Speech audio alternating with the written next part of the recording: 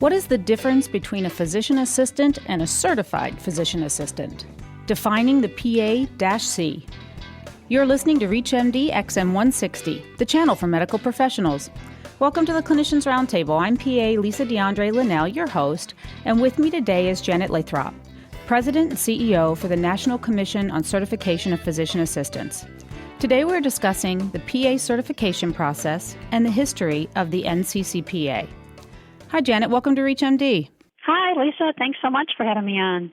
Well, Janet, let's start with a little history lesson on PA certification. In 1965, 4 ex-Navy corpsmen were enrolled in the first PA program. And what followed was the proliferation of PA programs and the need to develop some type of program evaluation mechanism.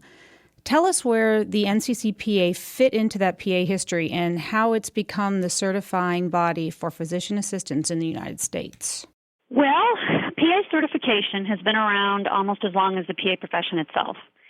Discussions about how to make certain that physician assistants possess the core knowledge and cognitive skills needed to enter practice were part of the earliest conversations, really, about starting up this new profession back in as early as the 1970s.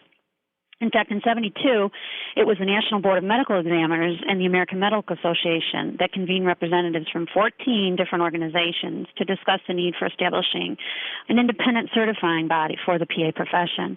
And then 3 years later, the NCCPA was formed to fulfill that role. So what does it mean to be a certified physician assistant?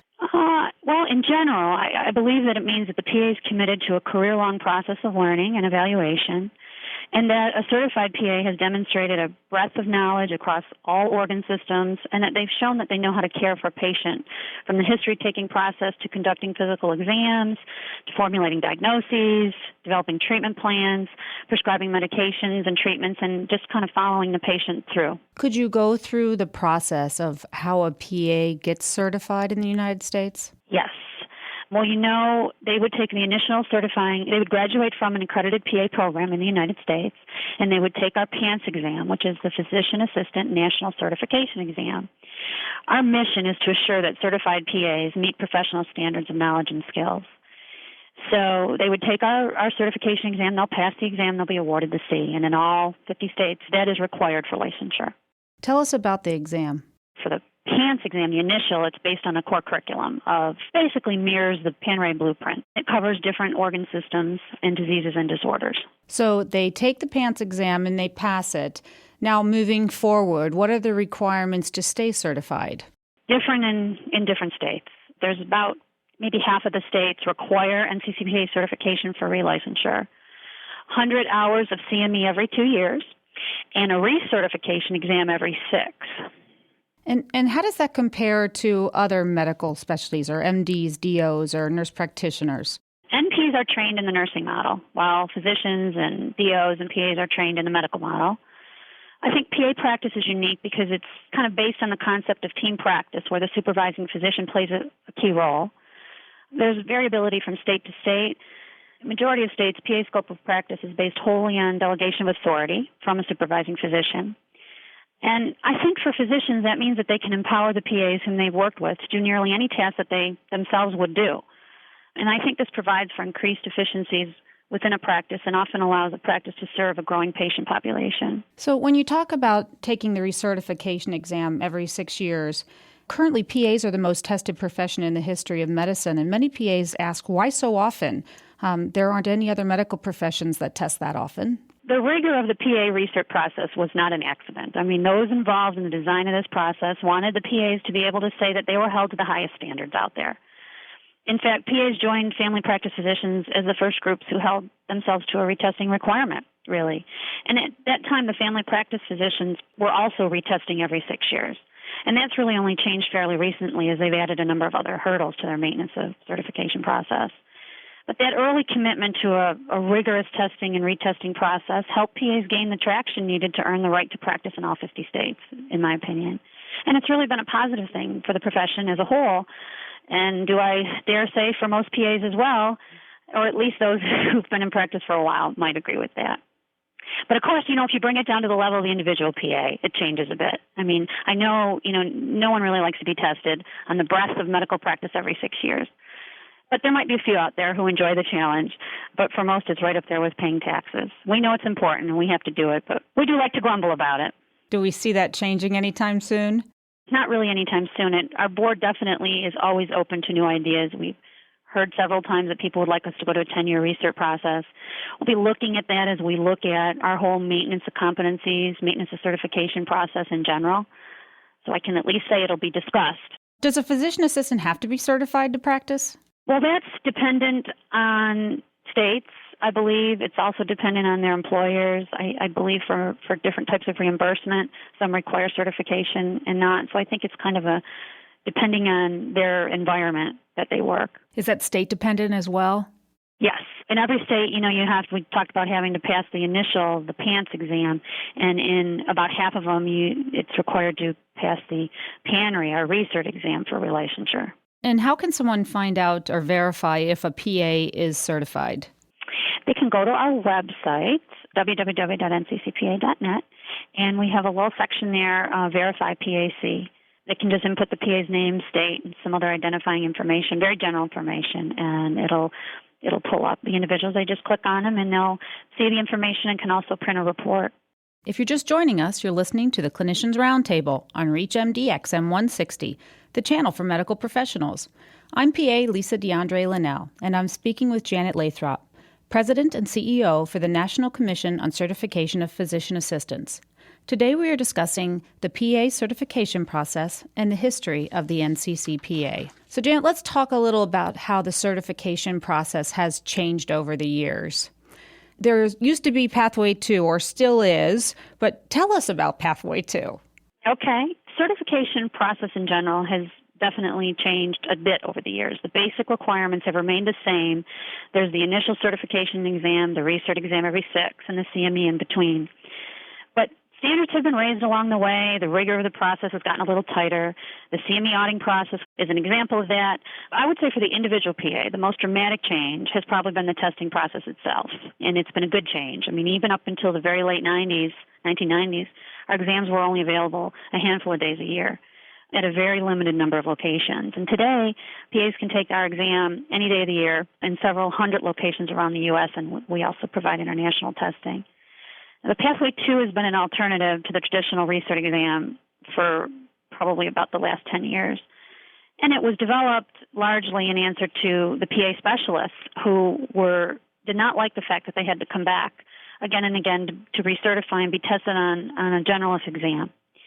And Pathway 2 at the time allowed them to take an open book exam, and they could research questions. And ultimately, though, we realized that it just didn't make sense to offer that as an alternative, mostly regarding the fact that a take-home exam didn't really seem to be an appropriate evaluation tool for a high-stakes certification exam. And 2010 will be the last year we give the Pathway 2. Will there be any type of test to replace it?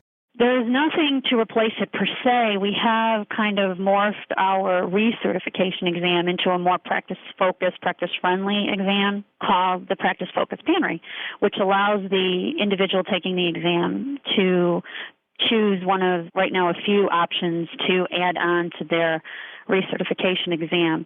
Their practice-focused area is not necessarily, quote, specialty questions. They're more general questions in that practice-focused area. And that we launched this March. And what happened to the surgery exam? The surgery exam was a standalone exam that we offered for a while. The results of passing that wasn't certification, it was recognition of knowledge in the area of surgery.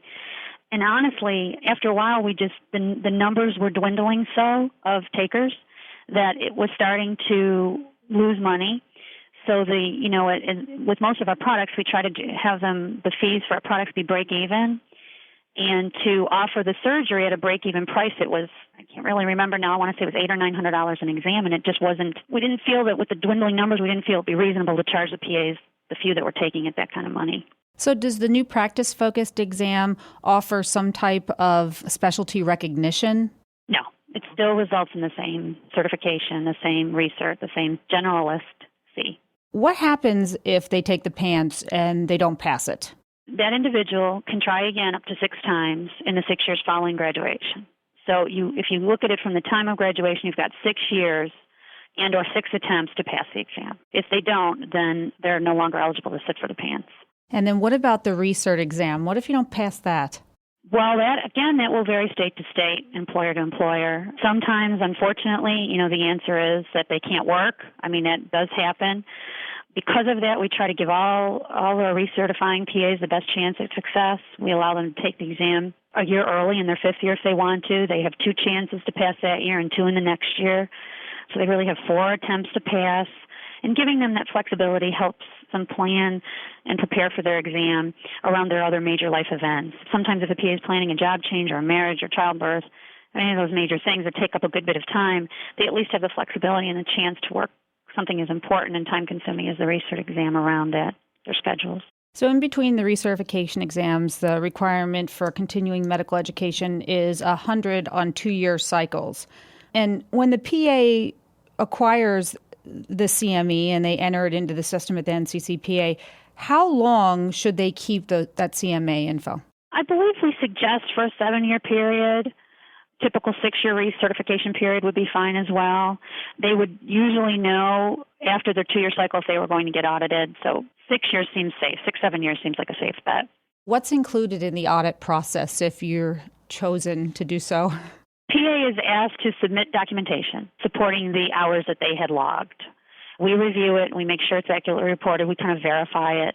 The vast, vast majority of the time, in the 90 percentile, everything's fine.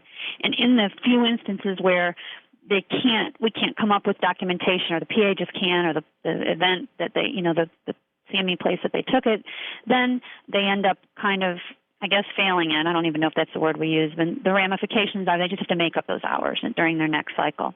So what common mistakes do you see PAs making in the certification process, and what advice do you have for students and established PAs so that this whole process goes smoothly for them?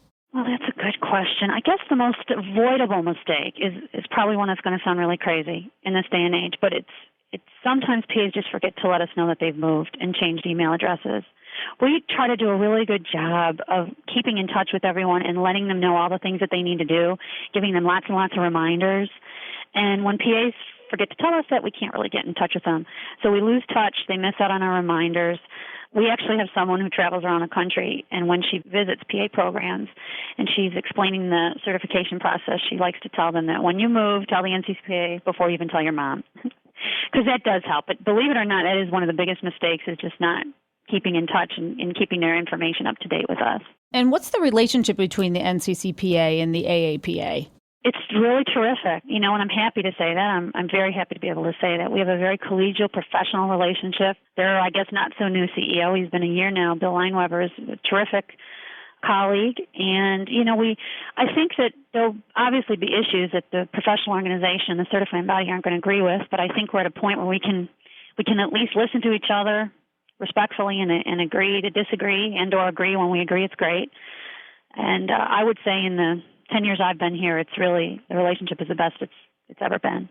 Well, under your leadership in 2007, the NCCPA received the Georgia Oglethorpe Award for Performance Excellence. Tell us a little about that. The Georgia Oglethorpe Award is Georgia's level equivalent to the Baldrige Award, the National Baldrige Award. And a few years ago, when we decided that we'd like to apply for the Baldrige, we, in researching it, found out that their suggestion is that, you go through your state first, which makes a lot of sense. So we did, and we won, and we were the first organization to win it on our first try, which was really terrific because generally, we weren't really doing it for the award, which was terrific.